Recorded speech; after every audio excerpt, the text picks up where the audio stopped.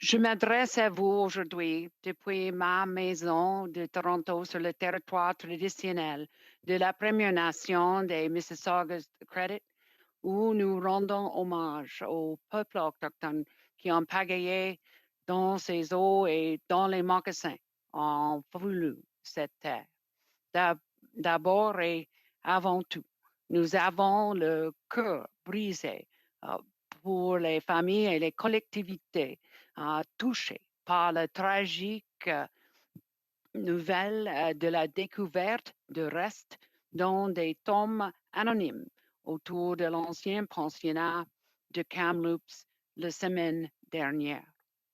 After decades of work, because of unknowing, the Kamloops Sequepim First Nation has found their missing children.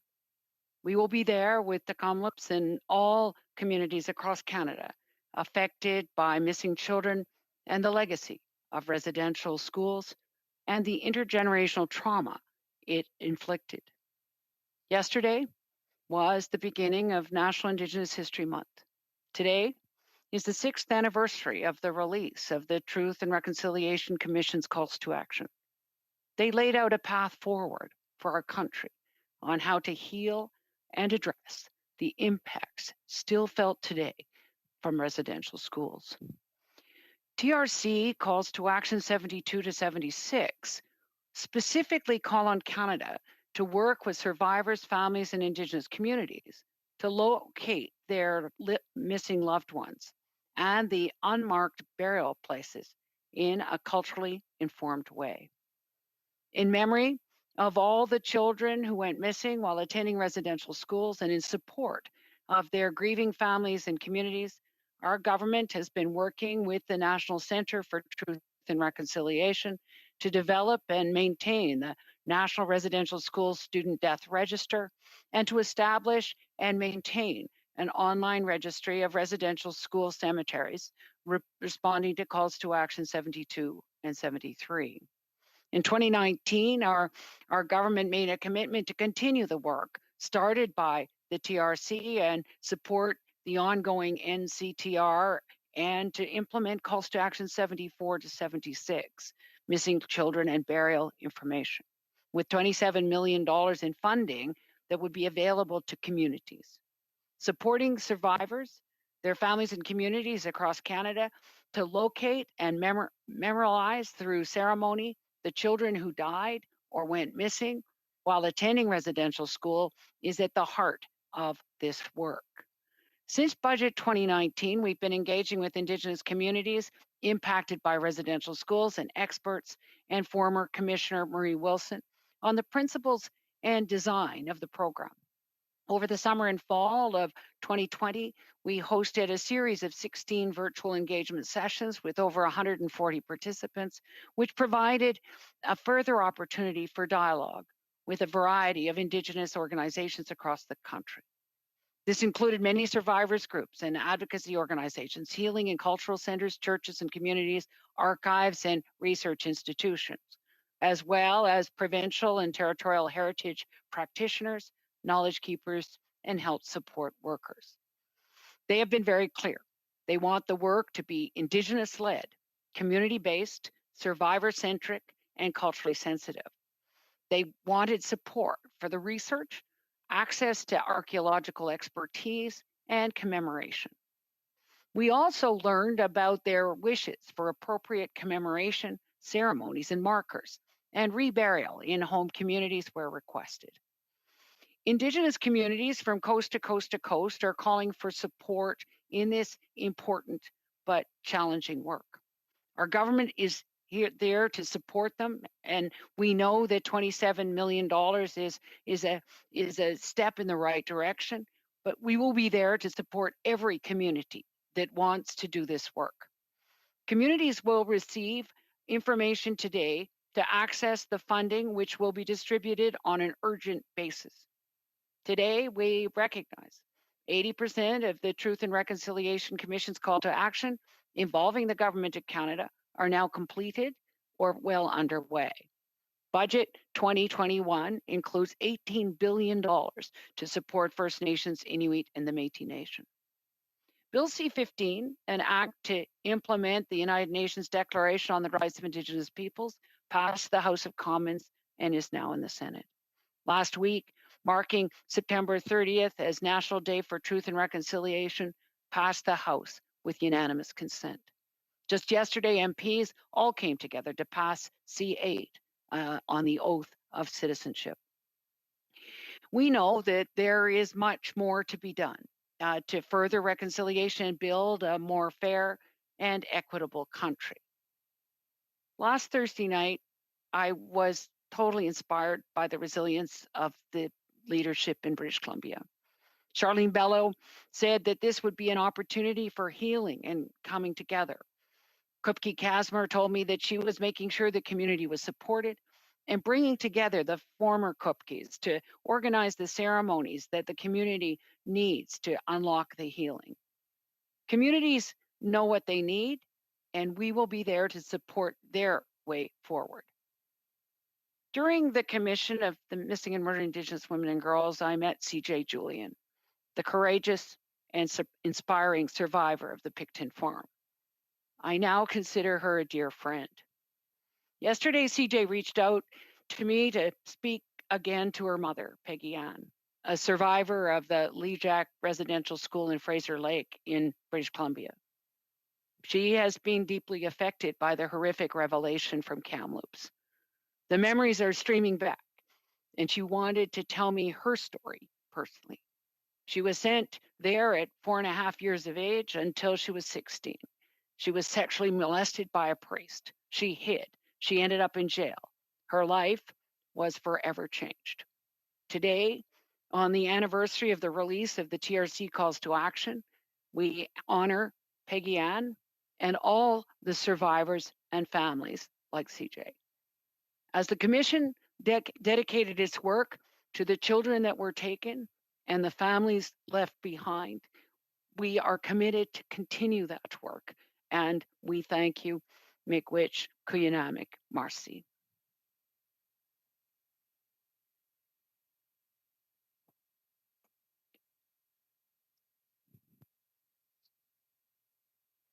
Good morning, Tansi, Boshu, bonjour.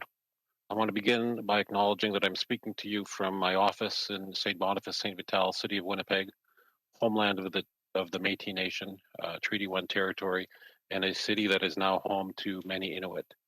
Merci à la ministre Bennett et au ministre Miller et à vous d'être ici aujourd'hui.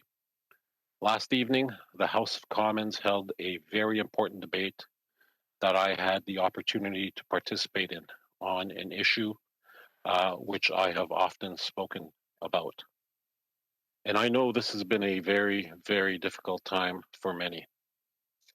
The discovery of the remains of 215 children at the Kamloops Indian Residential School is a reminder of the consequences of colonialism for Indigenous people and their communities. We must never forget the victims, the children who were sent to these institutions. We must never forget those that came home, and we must never forget those that never did come home. I continue to think about the survivors. They're my friends, my community, and I think of the families of those that never returned and the trauma that this most recent news brings. Many Canadians are learning about this issue for the very first time, and it's important they know about the tragedy of residential schools and its continued impact on Indigenous peoples and communities. And this is indeed an ongoing situation caused by intergenerational trauma. My thoughts remain with the survivors, the families, and those that never returned home. We shall continue to work with survivors, their families, communities, and other partners to locate, to identify, and to memorialize the missing children and their burial places. Nous sommes ici aussi pour discuter la pandémie de la COVID-19. Donc, je dirais quelques mots à ce sujet. Nous voyons du progrès continu dans le Nord, alors le nombre de cas continue à baisser. As of yesterday, Nunavut has less than 10 cases. With high vaccination rates in the three territories, we can see the positive impact it continues to have. I want to thank the leadership of territorial and Indigenous partners, frontline workers, and public health professionals for all their hard work in distributing vaccines, keeping people healthy, keeping people safe. Our government recognizes the unique needs of territories and Indigenous partners, and by working together in partnership, we see the light at the end of the tunnel grow brighter each day, and we will continue to be there to support their efforts. Merci beaucoup. Thank you. Miigwech.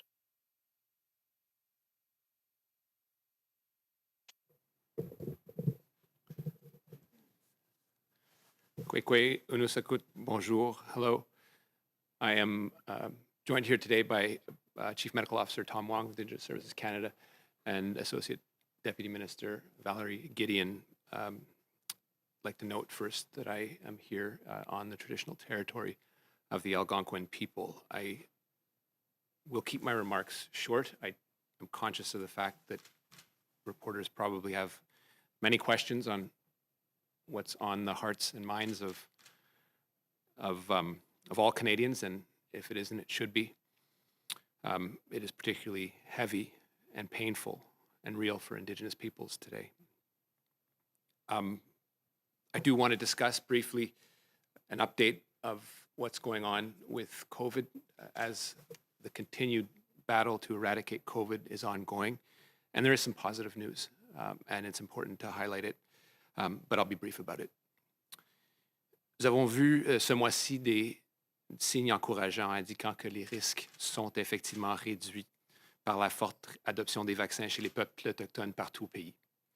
Cela est attribuable à la force et la résilience des dirigeants autochtones surtout.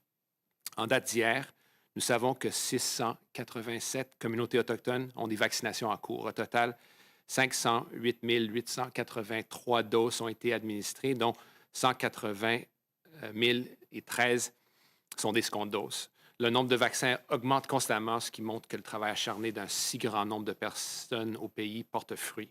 Nous frisons le 80% des adultes autochtones, ce qui est très encourageant. As of yesterday, the 1st of June, we know that 687 Indigenous communities have vaccinations on the way. In total, 508,883 doses have been administered.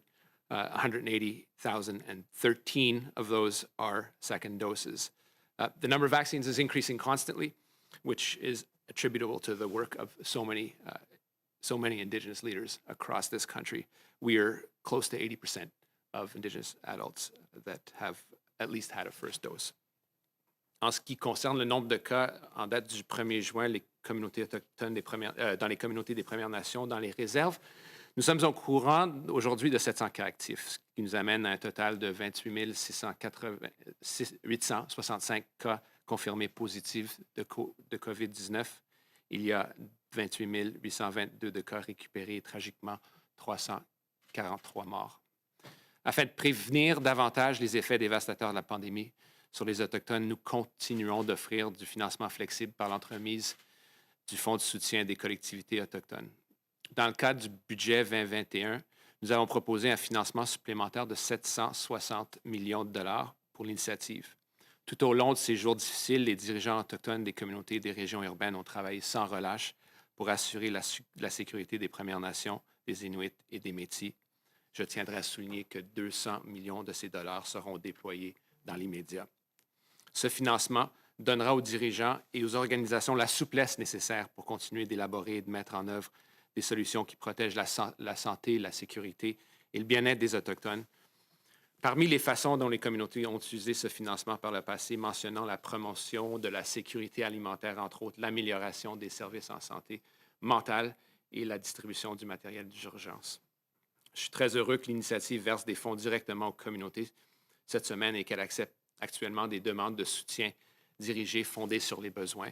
Ces demandes peuvent être présentées par les communautés et les organisations, y compris celles qui soutiennent les Premières Nations, les Inuits et les Métis vivant hors réserve et les populations autochtones urbaines, évidemment, je nomme.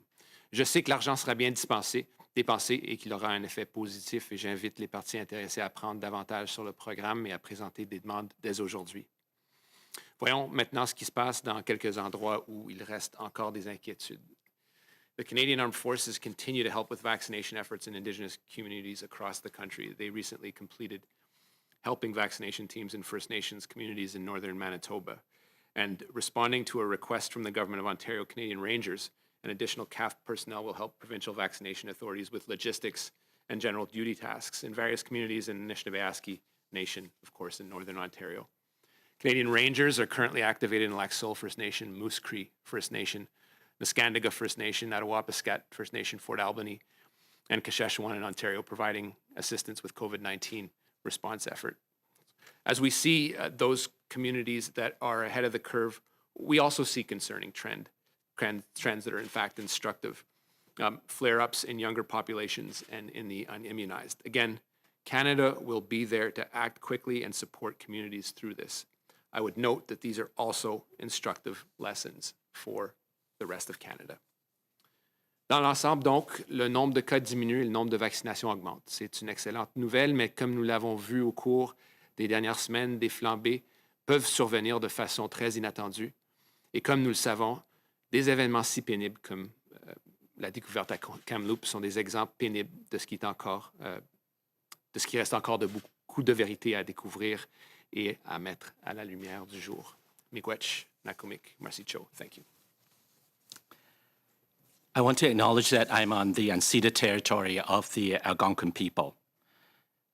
I want to take a moment to share my profound sadness on the heart-wrenching discovery of 215 children buried at the site of the former Kamloops Indian Residential School. Based on the 2020 Statistics Canada population projections, almost 80% of adults living on First Nations reserves in Inuit Nunangat and the territories have received at least one dose of a COVID vaccine, and 43% received a second dose. It is exciting to see this level of vaccination uptake among adults. The progress is echoed across the country as vaccine rollout for First Nations, Inuit, and Métis continues. I was pleased to see a drop in clinic led by the Be the Change YYC and the Aboriginal Friendship Center of Calgary that took place on the weekend to deliver COVID vaccines to locals experiencing homelessness. Indigenous communities continue to make tremendous efforts to vaccinate adults now that the Pfizer COVID vaccine has been authorized for youth aged 12 and up. It is important that the ramp-up efforts to vaccinate eligible youth in Indigenous communities in order to enhance community protection. Les communautés autochtones continuent de faire beaucoup d'efforts afin de vacciner les adultes. Maintenant que le vaccin Pfizer pour la COVID-19 a été approuvé pour l'âge de 12 à 12 ans et plus, il est important que les efforts de vaccination continuent de progresser chez les jeunes pour qu'ils puissent protéger les communautés autochtones. As the weather gets warmer, we need to continue protecting our elders and our communities. We need to abide by the restrictions of public health, and we need to avoid crowds, wear masks, and wash hands. This, along with more vaccines, will help us move closer and closer to be with our family and friends this summer. Miigwech Nakumek Masi. Nous allons maintenant prendre les questions des journalistes, une question et une question de suivi. We'll now take questions from journalists, one question and one follow-up. Operator, first question, please. Thank you. Please press star 1 if you have a question. Veuillez appuyer sur étoile 1 si vous avez une question. Our first question is from Christy Gorka from the Globe and Mail. Please go ahead. À vous la parole. Hello, good morning. Thanks for the opportunity to ask these questions. I wanted to ask Minister Bennett to specifically respond to the statement that was put out last night by the former chair of the Truth and Reconciliation Commission, Maurice Sinclair, where he details that survivors told the TRC stories, including the fact that some babies apparently were thrown in furnaces, allegedly, and that there was a request to the previous government that the TRC have the capacity to look into the children who never came home, and that request was denied. Is there any thinking on the part of your government now today that there is unfinished business and that there needs to be money or resources devoted to getting to the bottom of the truth?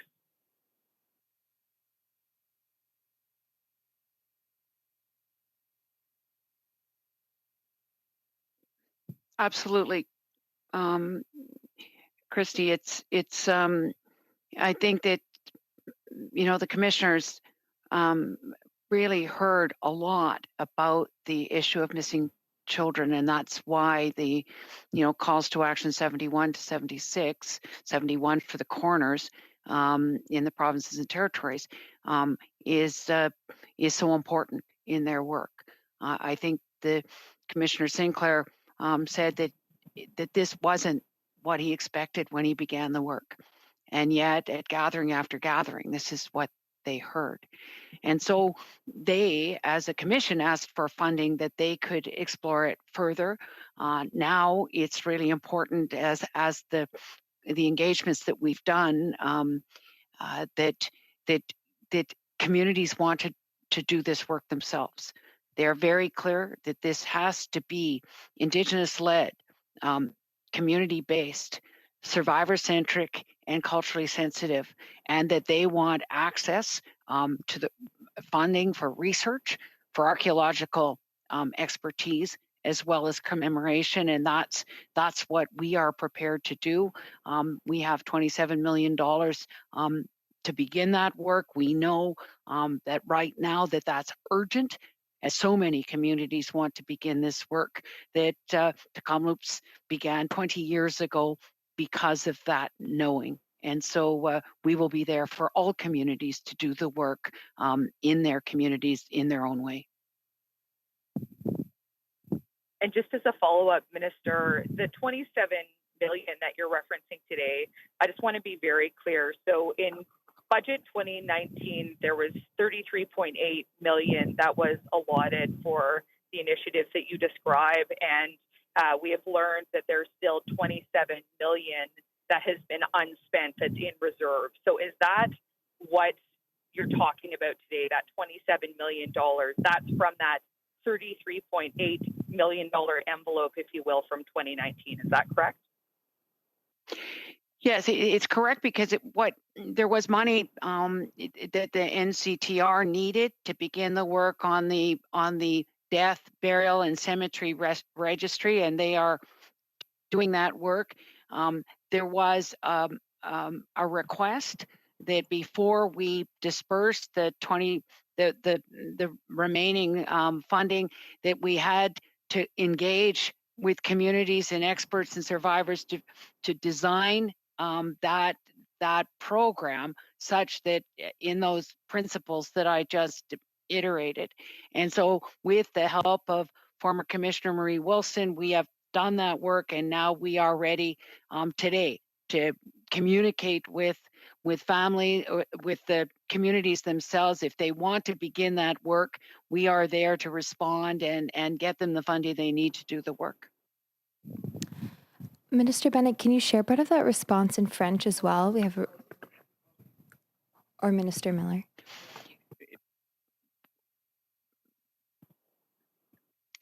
Oui, c'est un engagement avec les communautés, les survivantes pour le design et les principes de la subvention pour le travail, pour déterminer et la recherche dans chaque communauté. Maintenant, aujourd'hui, nous avons un programme pour subventionner les communautés pour leur travail dans une manière de leur vœu.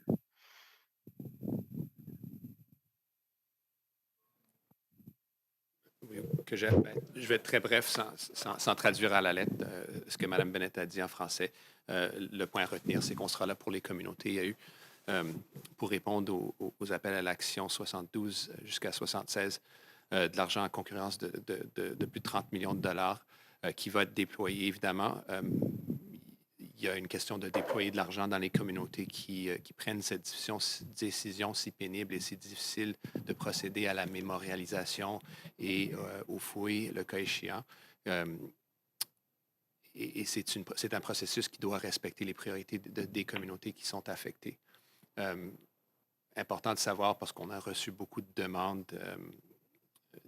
et j'en doute pas la bonne foi ni la bonne volonté, que le fédéral fasse ci, fasse ça, mais ce n'est pas la place du fédéral à se mettre à l'avant-place, mais aussi de bien d'appuyer les communautés, dans ce cas-ci de façon financière, pour aider les communautés, dans leur processus de deuil, et les protocoles que ces communautés établiront pour établir si oui ou non ils vont procéder à des fouilles plus invasives.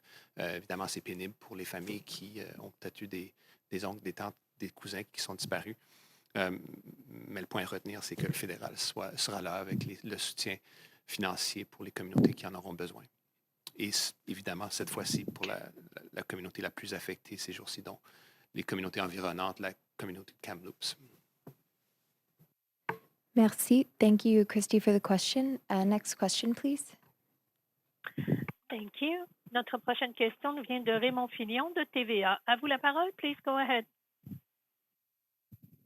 Oui, merci beaucoup. Bonjour à tous. Ma question est pour le ministre Miller. La découverte des enfants à Kamloops a relancé le débat sur certains symboles nationaux, notamment les monuments honorant Johnny MacDonald. Qu'est-ce que vous répondez à ceux qui font entendre leur voix encore cette semaine et qui estiment que ces statues, le nom de Johnny MacDonald sur des immeubles aussi, n'ont plus leur place?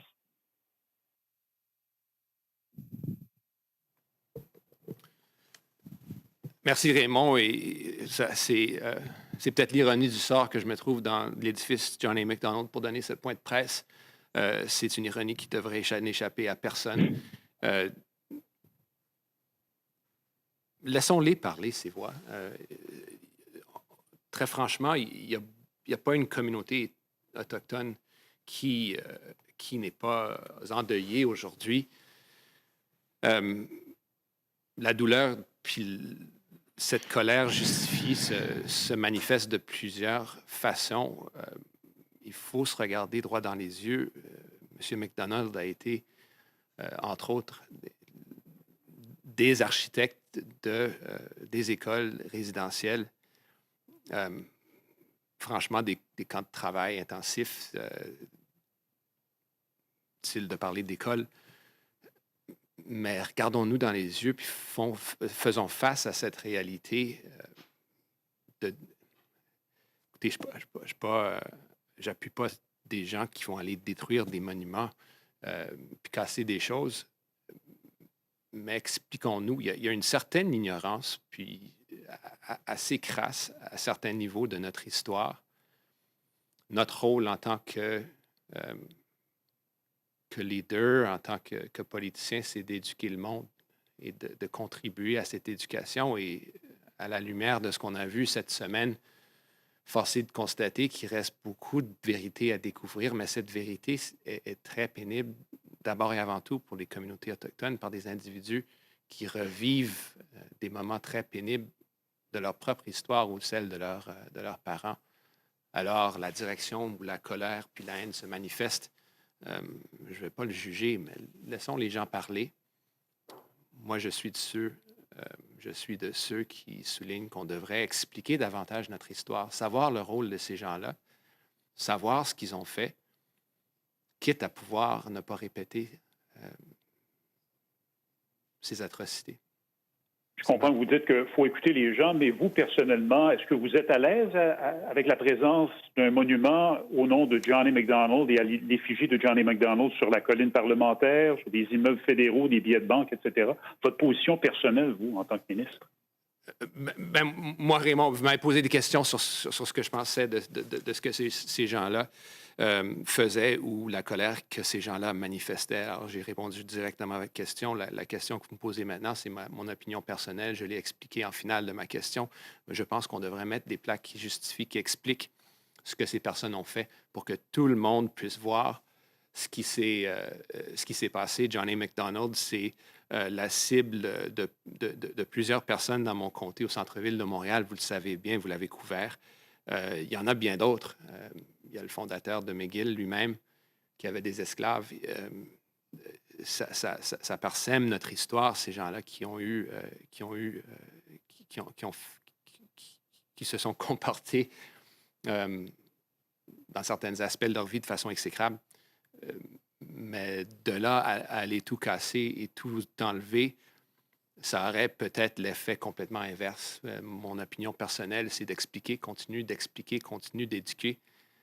Quand on casse, quand on brise les choses, quand on élève les choses, c'est une justification de tourner le regard puis d'oublier. Puis franchement, si on peut apprendre quelque chose de tout ça, c'est qu'on apprenne comme société. Nous, allochtones, non-autochtones, il faut bien qu'on apprenne à un moment donné, puis qu'on ne mette pas tout le fardeau sur les peuples autochtones de continuer de mettre ça à la lumière du jour parce que c'est pas leur rôle. C'est notre rôle nous-mêmes de nous éduquer, puis on ne l'a pas fait. Donc, je suis aussi conscient que, franchement, me poser la question, c'est bien de valeur, mais il faudrait bien poser la question à ceux qui souffrent aujourd'hui, maintenant, de façon plus aiguë, dont les peuples autochtones. Merci, Raymond.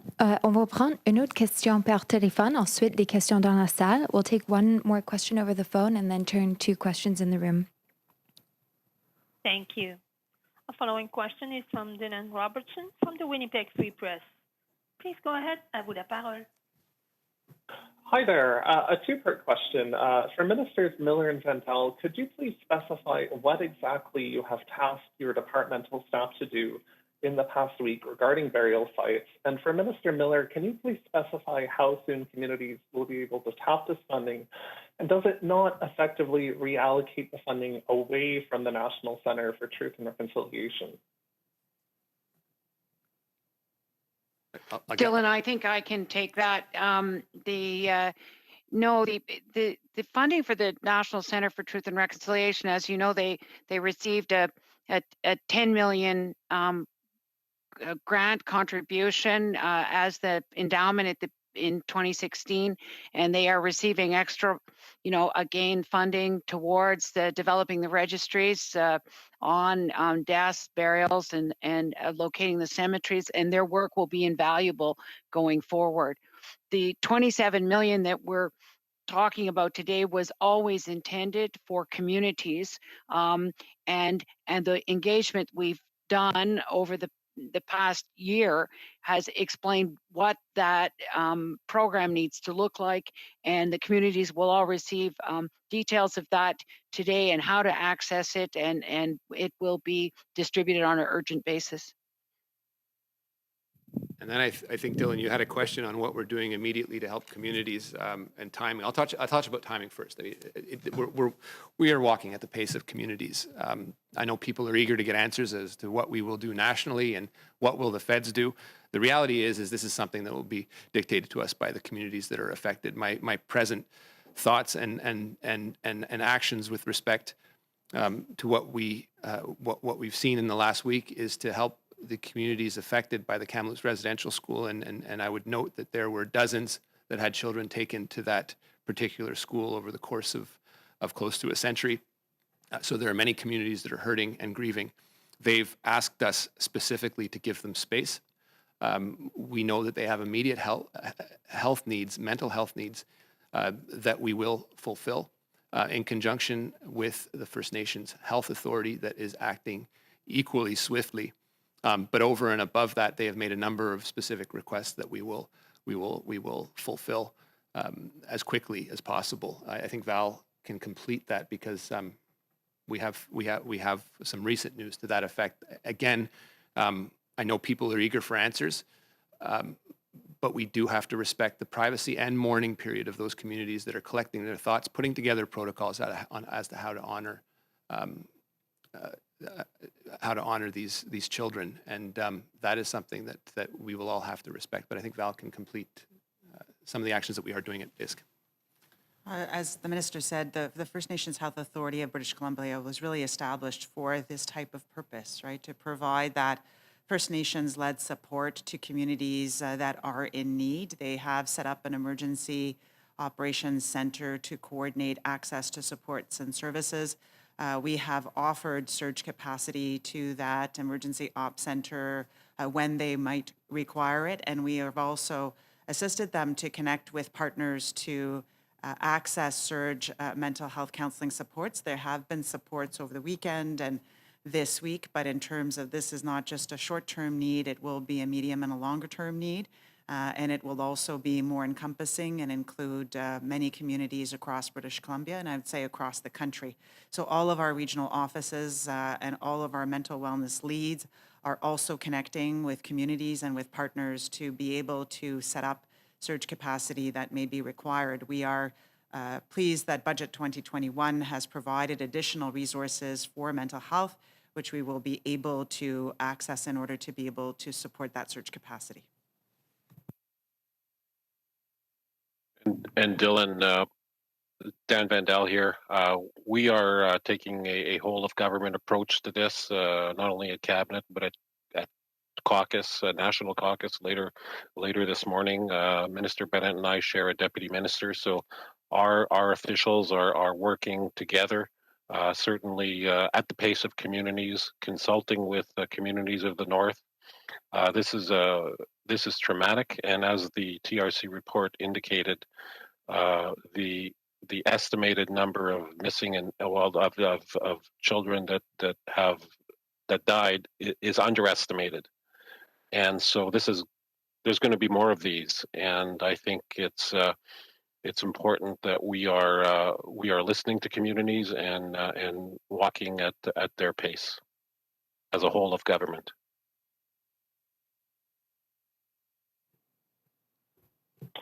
Thank you. And my follow-up is about the Catholic Church. The Church has still not handed over records about residential schools that it used to run, including the one in Kamloops. For each of the three ministers, do you want your government to exert public pressure on the Church to hand over records?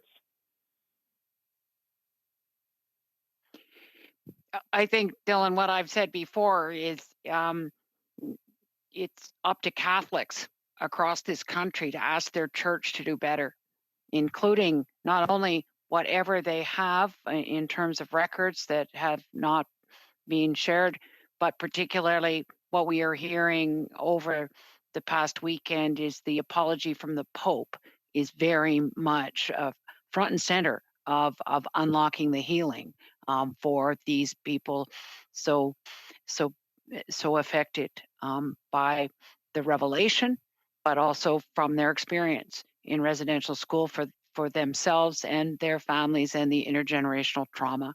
They want to hear the Pope apologize. Thanks, Dylan. Next question, please.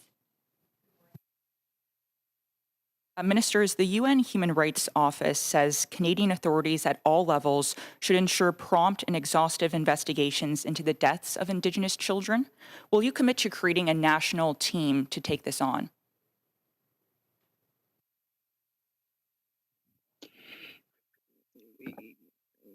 Olivia, what we heard from the engagement is that communities want access to expertise, but they want to direct the processes in their home communities themselves. It needs to be Indigenous-led, community-based, survivor-centric in that community, as well as culturally sensitive. So we will be there to support the work in all the communities that affected by this, but we will make sure they have access to whatever expertise they need. But over the past engagement, it was very clear they don't want a top-down approach to this. In the same way as you know, Olivia, that in terms of what happened to residential schools, some communities wanted them knocked down. Some communities have like Six Nations have turned them into a museum. Some Kamloops wants it sitting there to be able so that people won't forget. And places like Tanaha and Cranbrook have turned it into a hotel and a learning center. So each community will have a different approach, not only to the research and the work on determining the facts, but also in the commemoration and the markers and the kinds of things that Commissioner Marie Wilson and all of the groups have been working on how this best be deployed. And it was pretty clear they didn't want it top down. It's what we're hearing time and time again. The provinces, and to their credit, have reached out to discuss their role in Calls to Action 71, which implicates the corners of the province.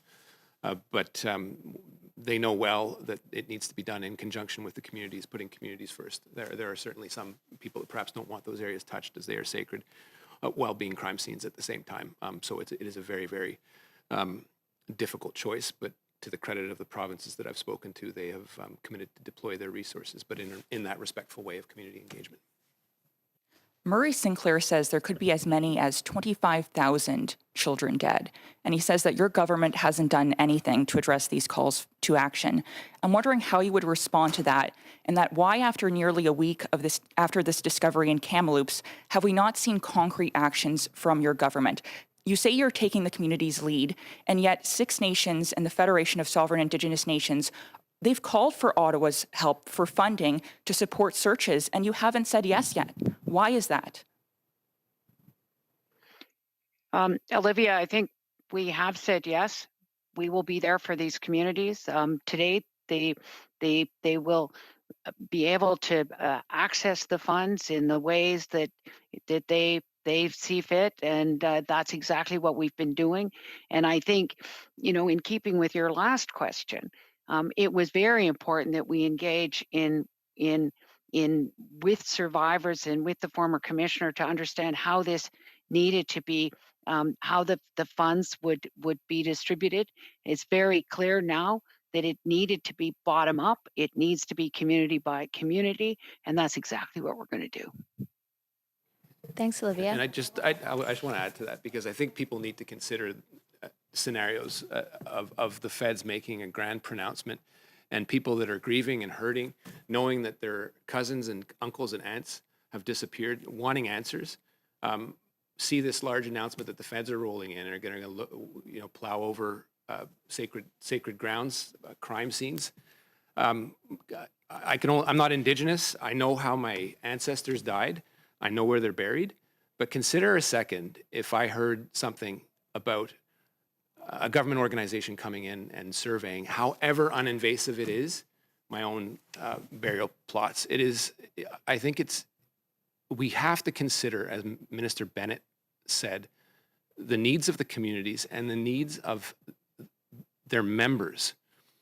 So we've received a letter from Six Nations, and I've seen the letter from FSIN.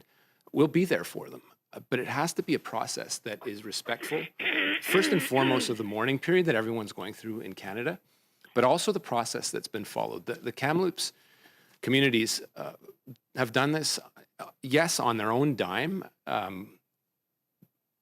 but pursuant to a long process. And right now they are a community in mourning and grieving, and they've asked for space. We've said we'll be there. I do not at all want to suggest by any stretch of the imagination that this is any reflection on Senator Sinclair's comments. I have the utmost admiration for him, and his words ring in my head on a daily basis about truth coming before reconciliation. But we have to recognize that people are hurting.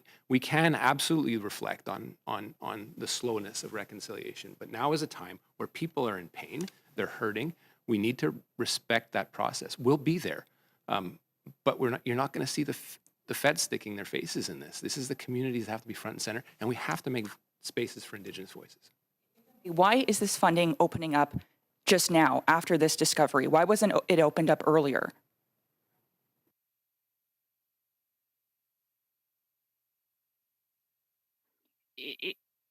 as the engagement took place, it was a matter of us then going with the details to Treasury Board to be able to explain exactly how the money would be distributed, and that approval has come, and we are now able to urgently distribute it. Martin de Radio-Canada, pour poursuivre sur la question de ma collègue, pourquoi est-ce que le financement n'est pas venu plus tôt? Parce que, en fait, ce que ça nous donne comme impression, c'est qu'il a fallu faire cette terrible découverte pour que vous agissiez. Une fois, puis parce que c'est en français, je vais répondre, mais c'est la réponse qui devrait être répondue par Mme Bennett. Oh, c'est non, pas la vérité, c'est une subvention du budget 2019, et après ça, l'engagement avec les communautés et les survivants d'articuler les méthodes et les principes pour la subvention. Et maintenant, après le Conseil de Trésor, les subventions sont prêtes à distribuer aux communautés aujourd'hui. Est-ce que vous voulez ajouter quelque chose, M. Miller? Non, c'est la même réponse. Ça a été annoncé en 2019, puis c'est des fonds qui sont disponibles. Il y a des fonds au préalable qui ont été consacrés pour cette prise de découverte, mais au final, c'est une décision qui revient aux communautés. Puis on sera là pour eux. Mais pourquoi est-ce que des communautés comme Kamloops ont dû financer tout ça elles-mêmes? Pourquoi est-ce que ça fait quand même depuis 2015 que vous êtes au pouvoir? Bien, ça fait des décennies qu'ils font ces recherches-là. Puis parce qu'ils voulaient le faire. Mme Bennett a peut-être plus de réponses sur la communauté de Kamloops en tant que telle, mais c'est une recherche qui est de longue date et qui, à ma connaissance, prédate la commission sur la vérité et la réconciliation. C'est lent. C'est lent. C'est clair qu'il y a des technologies plus récentes qui accélèrent ce processus, mais cette prise de conscience en est une de très lente. Puis on est dans une société qui veut des réponses immédiates, mais ce ne sera pas le cas. Puis j'ose croire que même toute la vérité ne sera jamais connue, mais comme l'a été souligné par Olivia, on parle de milliers de petits esprits qui sont perdus. Juste une petite précision, si c'est possible, parce qu'une des craintes de beaucoup de gens, c'est qu'on a entendu des très belles paroles et des excuses depuis une semaine, mais est-ce que ça va se concrétiser justement en quelque chose de concret? Est-ce qu'on va avoir un plan du fédéral bientôt? Est-ce que, bon, vous dites qu'il y a de l'argent qui est disponible pour les communautés pour faire des fouilles, mais au-delà de ça, est-ce que vous vous apprêtez à annoncer quelque chose d'autre? Qu'est-ce qui s'en vient?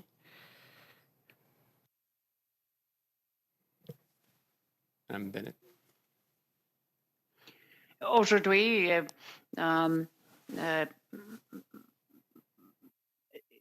annonce concrète et le 27 millions de dollars disponibles pour les communautés aujourd'hui. Et je pense que c'est peut-être une début pour les besoins totaux pour les communautés, mais on commence aujourd'hui. Merci, Laurence. Next question. Good morning, Ministers. Teresa Wright from the Canadian Press. I'd first just like to state for the record that I don't think that you've adequately answered the question about the $27 million and why it wasn't made available before now and why Kamloops had to find provincial funding, but I'm going to not waste a question on that. Minister Miller, I'm just going to follow up on one of my colleagues in French question on the monuments to Sir John A. Macdonald. Today, we're standing in the building named after Sir John A. Macdonald, and it's come to my attention that there are some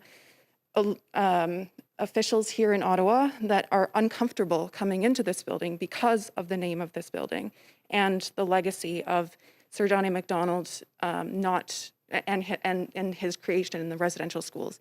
So I know you talked about, putting up plaques or, putting up more information, but, there are many Indigenous people who think that doesn't go far enough. And so I'm wondering, do you think that this building should continue to be named after this individual?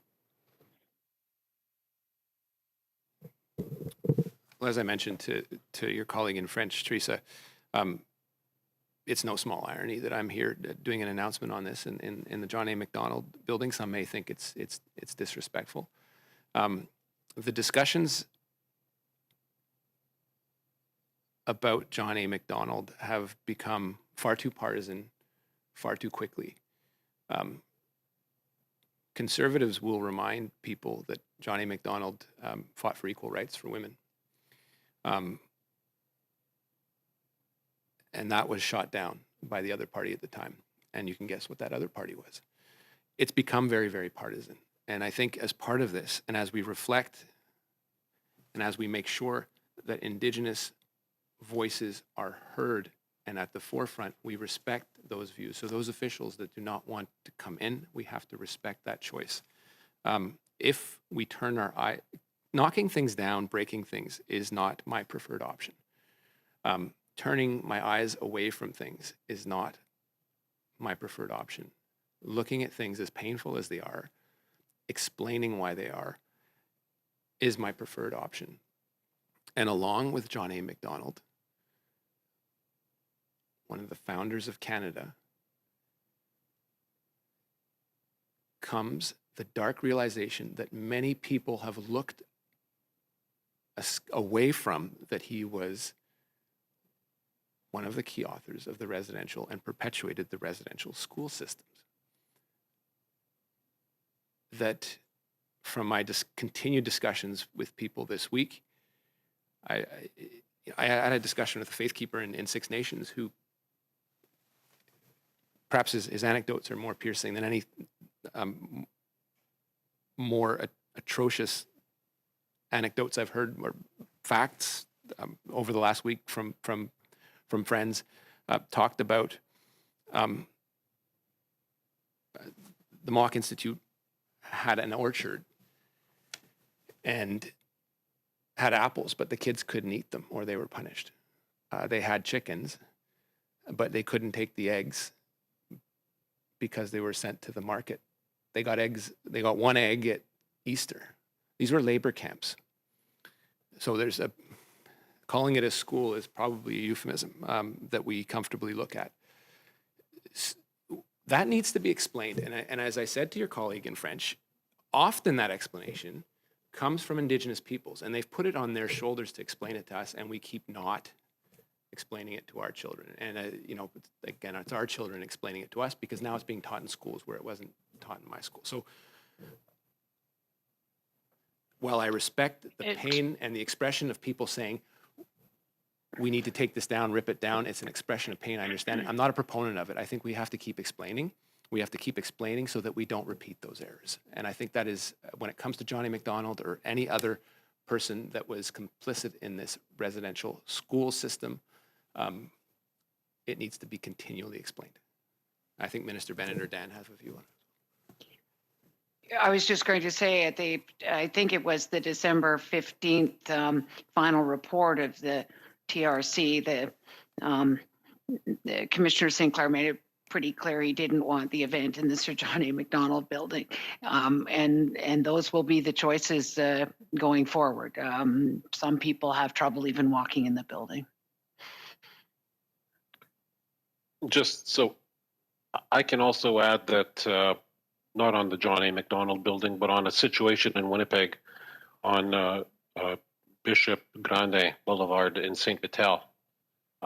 There's a discussion ongoing now on whether to rename that boulevard, and certainly the Manitoba Métis Federation are not in favor of that. So it's not all nations, organizations that are on one side. The Métis Federation were saying that they think education is important, and I think these are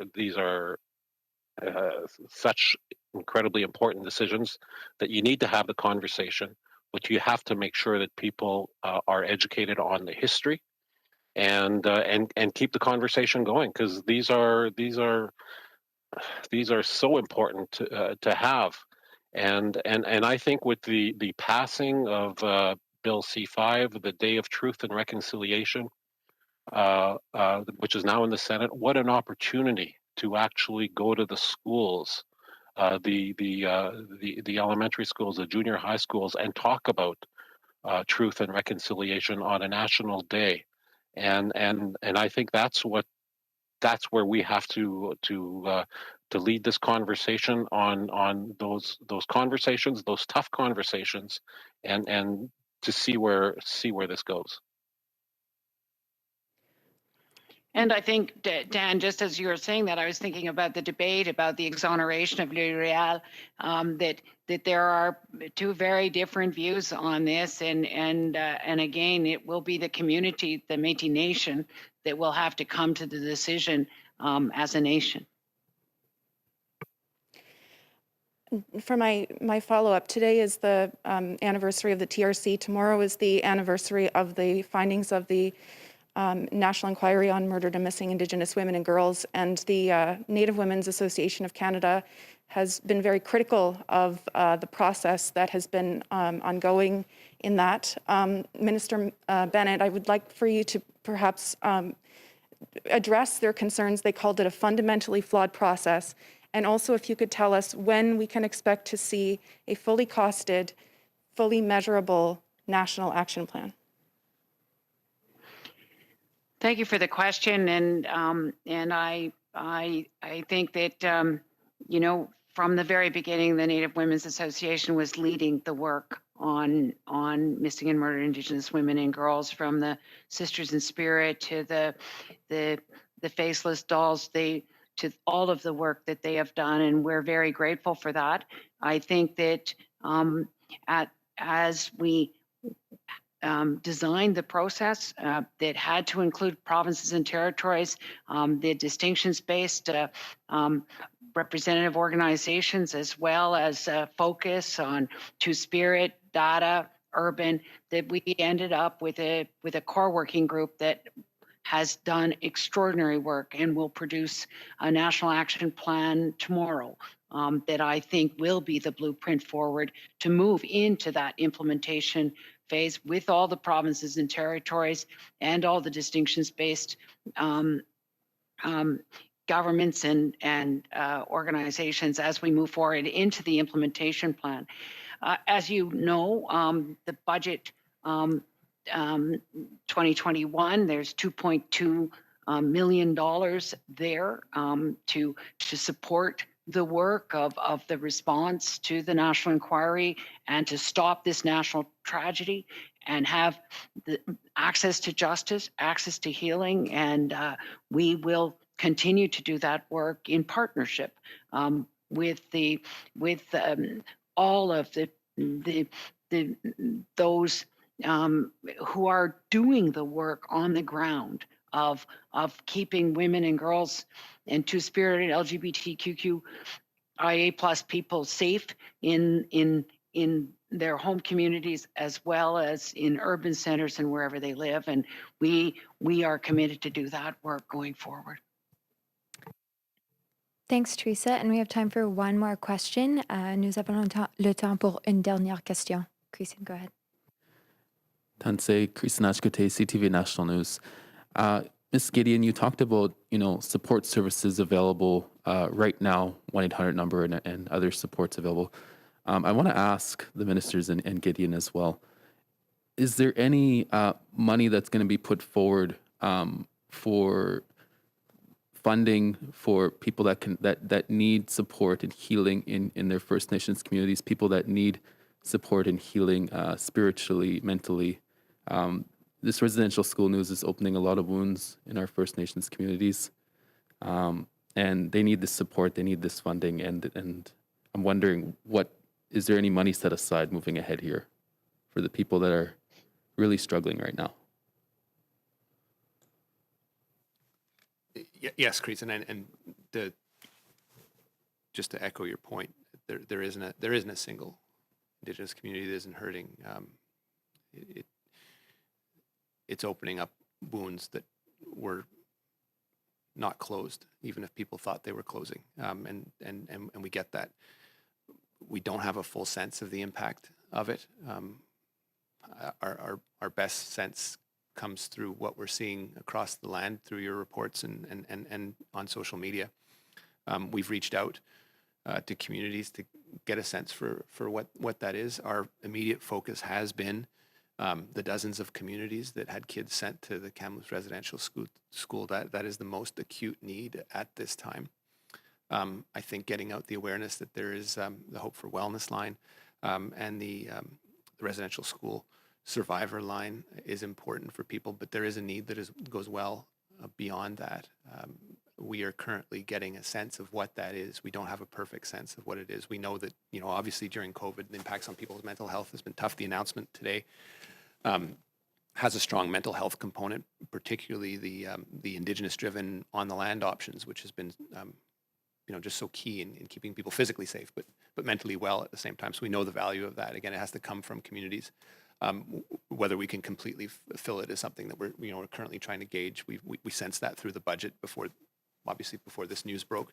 But this is obviously a pivot point where we need to move a lot more quicker than through budgetary cycles. So Val can complete that in some of the more immediate needs that have been expressed. But I think that's sort of the state of play as of Wednesday morning. So the Indian Residential School Health Support Program that's been in place for many years will continue with the budget 2021 resources that we've received of about $600 million over 3 years. That also enables us to continue supports to missing and murdered Indigenous women and girls, survivors and their family members and communities, as well as day school survivors. And this is really built through a common network of service providers that are Indigenous-led that offer both the mental health and the cultural supports together in sort of a holistic model of service delivery. We also have a number of mental wellness teams across the country that can be deployed to communities to offer that support. And they are networked together also through the First Peoples Wellness Circle, and they can help to coordinate surge supports where they might be required. So we have been in touch with the head of that organization, in addition to the Thunderbird Partnership Foundation, so that they can see what is available in terms of their networks. We do have to recognize, though, that people are burned out from the pandemic, right, in terms of health workers, service providers.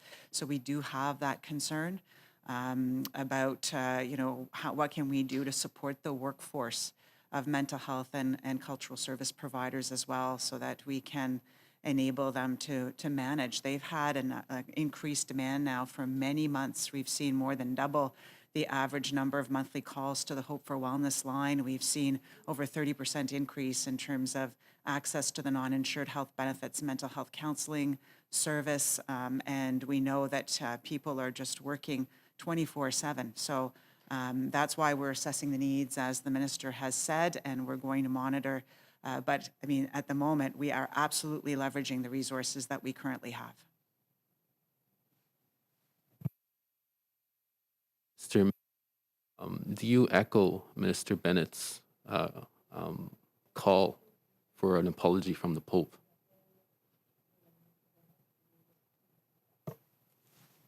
Yep. Absolutely. Sorry. Is that Marc? That was to Marc. You could have practiced your French again, Minister Bennett. Minister Bennett takes French classes in Quebec and keeps perfecting it. So I think our members of the media are quite surprised to see the excellence of her French. But yeah, the question was for me. I do. I'm not Catholic. I spent long enough in a Catholic institution to have a view on things. So I think it is shameful that they haven't done it, that it hasn't been done to date. Certainly my Catholic friends that I speak to believe it should be done. There is a responsibility that lies squarely on the shoulders of the Council of Bishops of Canada.